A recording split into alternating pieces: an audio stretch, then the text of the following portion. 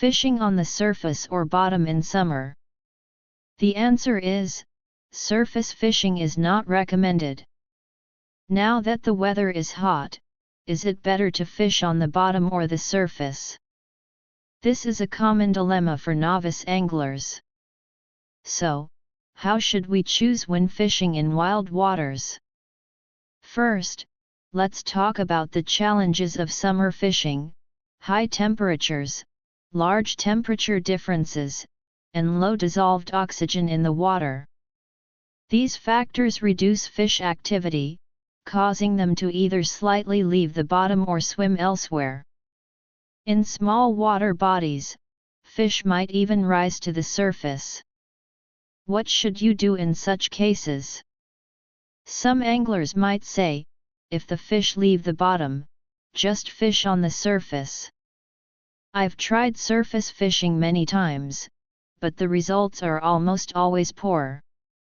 Wild crucian carp, for example, don't have the habit of rising to the surface to compete for bait. This behavior is mostly seen in farmed fish that are regularly fed with pellets.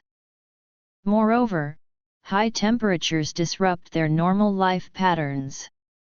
They won't stay in exposed areas foolishly. Instead, they'll swim to shaded waters, such as under bridges, in the shadow of trees, or move to deep waters to stay still and reduce activity. This explains why you might be catching fish one moment, but suddenly get no bites after the temperature rises. It's simply because the fish have left. At this point, whether you fish on the bottom or the surface won't help, because there are no fish in your fishing spot at all. In small water bodies, fish have nowhere to escape, so they might leave the bottom or rise to the surface. However, this rarely happens in large water bodies. Due to their larger surface area in contact with the air, large waters generally don't suffer from oxygen deficiency. Therefore, during the comfortable morning and evening windows when temperatures are moderate, or on windy and rainy days, it's better to focus on fishing in shallow waters and on the bottom. When temperatures are high, look for shaded areas or use the flying lead rig in deep waters to stimulate fish to bite. Unless you have extremely abundant fishing resources, surface fishing is not recommended.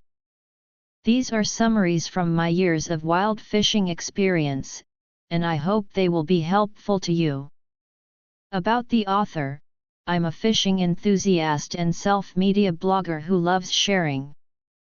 Follow me, and we'll exchange fishing skills and discuss every detail of wild fishing for anglers. Give a like, save, and follow to never miss future updates.